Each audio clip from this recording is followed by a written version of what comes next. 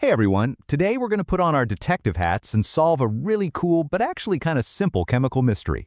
So here's the mystery we're tackling. You've probably seen this before, right? Maybe in science class, maybe on YouTube. You take two liquids that are totally clear, pour them together, and poof, it instantly gets cloudy, almost like milk. But then you do the same thing with two different clear liquids, and nothing. It just stays clear. So what gives? What's going on here? Let's dive in and find out. All right, to get to the bottom of this, we're going to look at two specific examples, two reactions that on the surface look pretty much the same. Okay, here are our two suspects. On one side, we've got reaction A, calcium hydroxide mixed with carbon dioxide, and on the other, reaction B, sodium hydroxide with hydrochloric acid. Now, the key thing here is that in both cases, we're starting with clear solutions. So, why the totally different endings?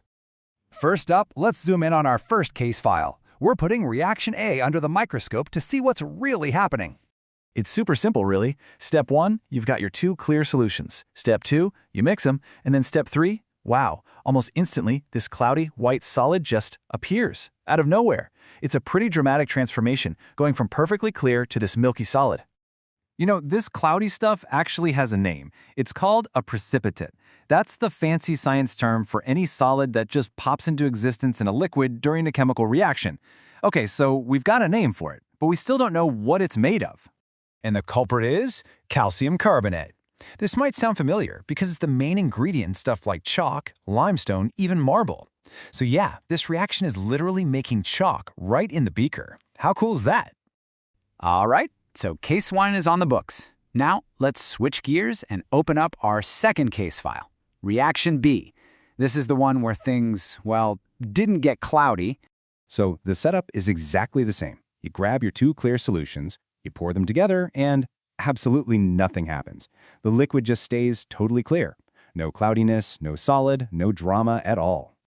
The key observation here is simple, but it's super important. There is no precipitate. And that leads us to the big question, why not? What was so different this time? Well, hold on, a reaction definitely happened. A brand new substance was formed. In this case, the product is sodium chloride. And if you're thinking, hey, that sounds familiar, you're right. It's just plain old table salt. Okay, let's review the evidence. We've got one reaction that makes a cloudy solid and another that just makes, well, salt water. It's finally time for the big reveal. The reason for this huge difference all boils down to one key idea: the solubility secret.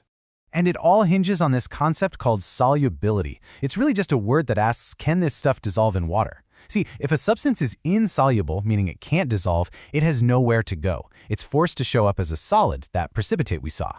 But if a substance is soluble, like our salt, it just dissolves completely and kind of disappears, staying hidden in the water. So let's just lay it all out side by side. In reaction A, we made calcium carbonate. That stuff is insoluble, so we get a precipitate. Bam! In reaction B, we made sodium chloride. That's super soluble, so no precipitate. The whole result, clear versus cloudy, just depends on this one property of whatever new stuff gets made. So now that we've cracked the solubility secret, it's time to close this case for good and deliver the final verdict. And here it is, plain and simple. Reaction A got cloudy because it made an insoluble solid, calcium carbonate. It literally can't dissolve, so it has to show itself.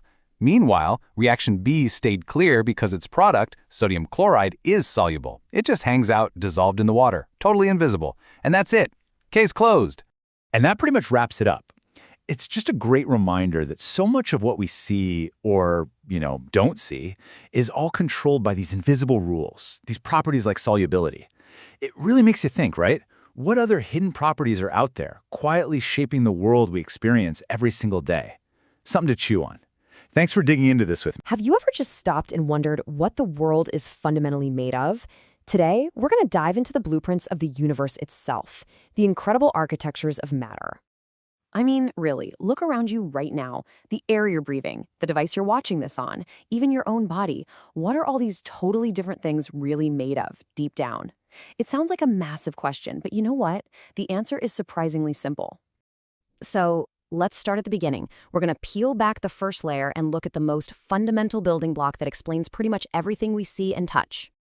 And here it is, the atom. That's the answer. It's the universal building block.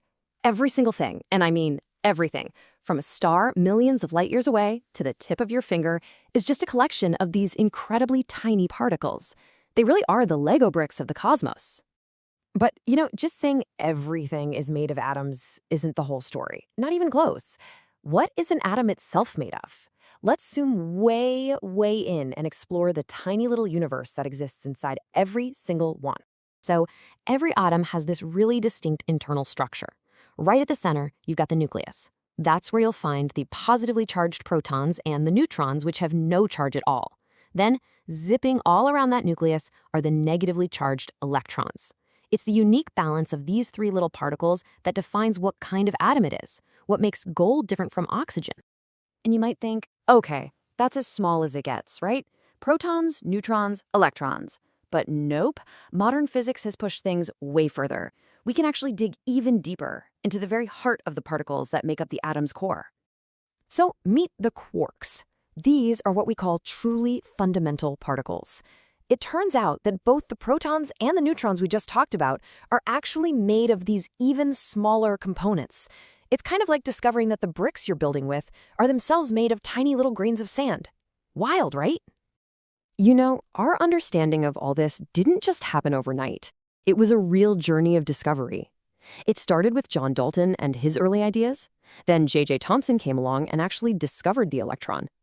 After that, Ernest Rutherford found the atom's dense nucleus, and then Niels Bohr helped figure out how the electrons orbit it. Each scientist built on the work of the one before, slowly piecing together the picture we have today. Okay, so we've journeyed all the way down to the quark. Now, let's zoom back out. Let's see how these super simple, fundamental pieces actually come together to build the huge, complex world all around us. You see, atoms are kind of social. They rarely just float around by themselves. They have this natural tendency to connect with each other, to link up and form bigger, more complex structures. And those structures are what we call molecules. This is the next level of architecture. The classic example that everyone knows is H2O. You take two hydrogen atoms, bond them with one oxygen atom, and boom, you've got a single molecule of water. Put billions and billions of those together, and you get the liquid that fills our oceans.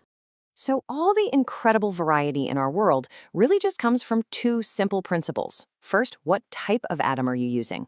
That's what we call the elements, right? Oxygen, carbon, iron. And second, how are those atoms arranged?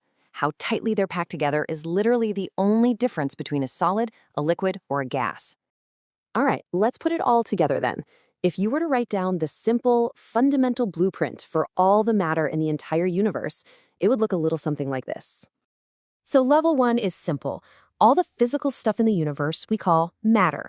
It's just a giant collection of atoms. Level 2, you look inside any one of those atoms, and it's built from the same three core parts: protons and neutrons in the center, with electrons orbiting them. And at the deepest level we've gone, those protons and neutrons in the middle are themselves built from quarks. That's the foundation of everything. It's just an incredibly simple and elegant hierarchy, isn't it? From just a few basic building blocks, the entire universe is constructed. Which leaves us with a really fascinating thought. If we know the blueprint, what other incredible, undiscovered architectures can these simple blocks build?